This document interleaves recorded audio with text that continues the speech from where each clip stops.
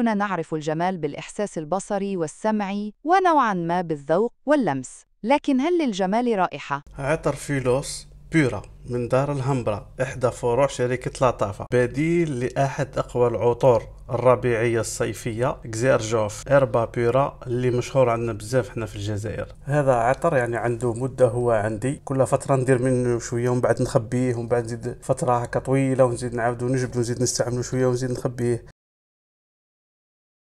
بالنسبة للمظهر، العلبة يعني من الكرتون، كنت تشوفوا اللون بنفسجي، رمز واسم الخط فيلوس، متكون من 6 عطور كلها بدائل عطور النيش ليكزيرجوف او سوسبيرو. بيورا اسم العطر، تركيز اود بارفان، والحجم 100 مليلتر. لهنا فيها يعني نوع من الزخرفة.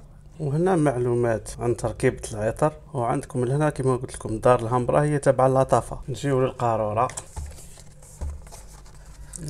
للقارورة لهنا يعني المعذرة على القارورة، يعني كما قلت لكم قبيل هذا العطر يعني عنده مدة هو عندي شوية تاع الحروف لهنا راحوا. لهنا تجي فيلوس ولهنا بيورا، هي من القاطفة كيما إربا بيورا، كيما العطر الأصلي إربا بيورا إكزيرجوف هو ثاني مخدوم من القاطفة وفيه اللون الذهبي، يعني لي ميم كود تاع الديزاين كاينين لهنا. قارورة مليحة باهية.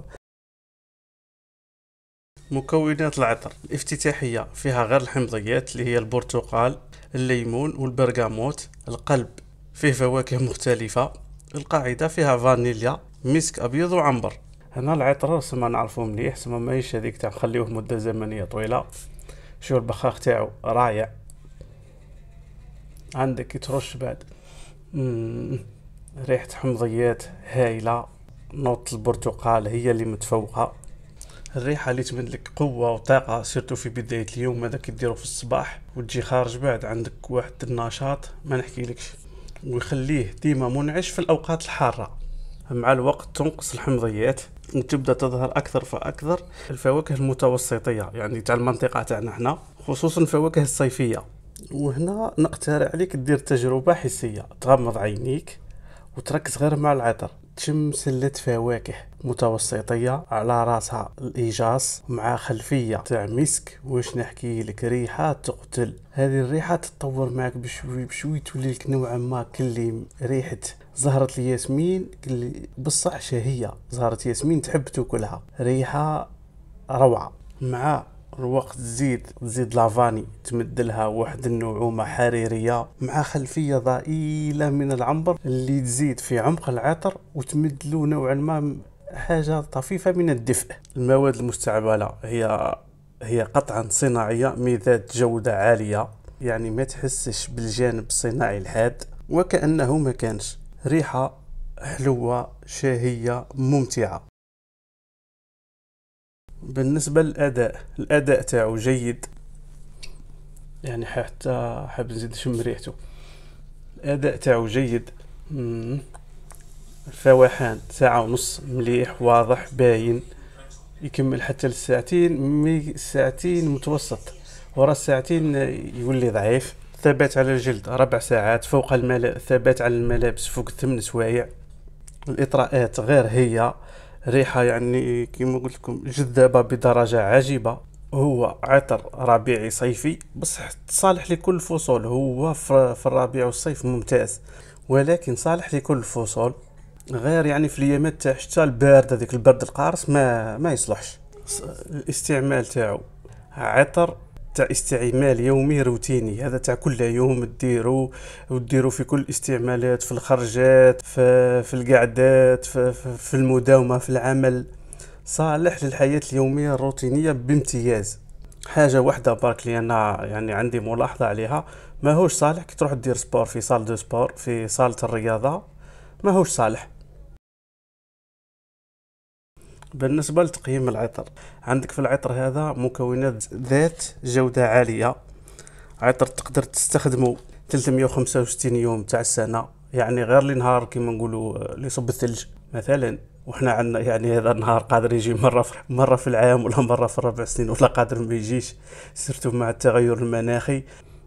وشيوا يعني الجانب اللي ما فيهش عطر ما عندوش كاريزما، يعني هذا تاع الحياة الروتينية برك، ماهوش تاع الأوقات المميزة ولا ولا تاع الشخصيات المميزة، لا، هذا عطر حياة يومية، يعني عطر رائع. زايد يعوض لك عطر محبوب يعني الجماهير في الجزائر، إربا بيورا إكزيرجوف، قاربه بنسبة أكثر من 80%. يعني نقدروا نقولوا الاختلاف الوحيد يعني كاين في يعني في جودة المكونات، يعني فرق شاسع. عندك في إربا بيورا سلة الفواكه مايلة للفواكه الاستوائية، وفي هذا يعني مايلة للفواكه المحلية المتوسطية.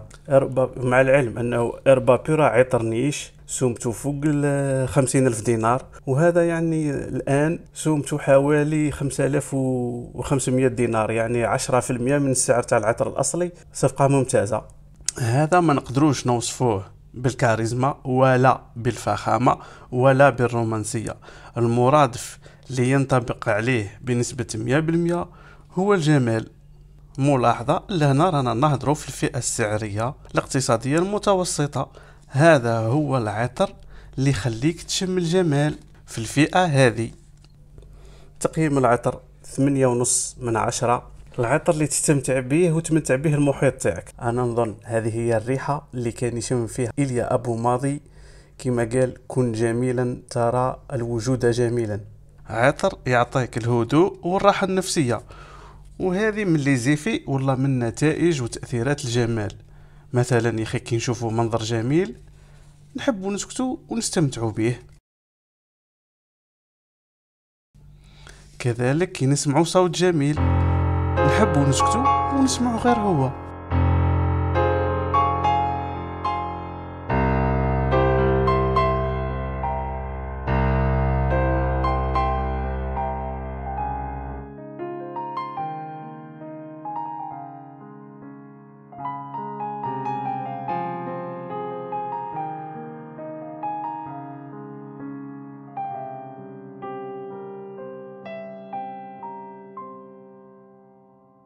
موطني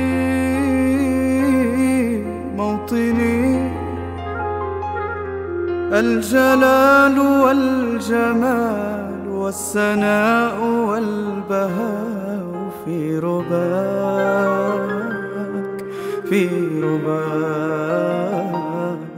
والحياة والنجاة والهناء والرجاء في هواك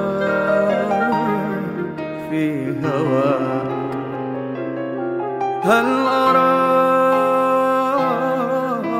أراك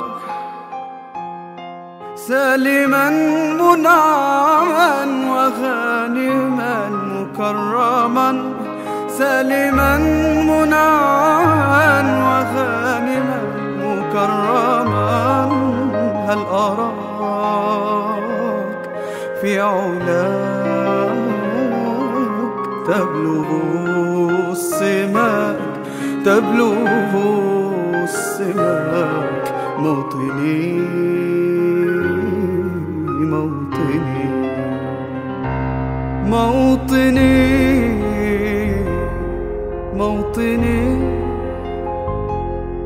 الشباب لن يكل همه أن يستقل أو يبيد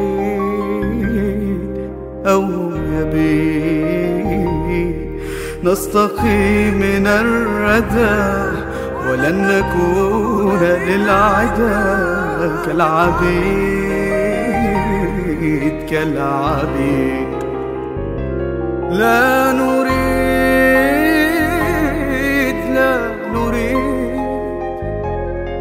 ذلنا المؤبدا وعيشنا المنكدا، ذلنا المؤبدا وعيشنا المنكدا.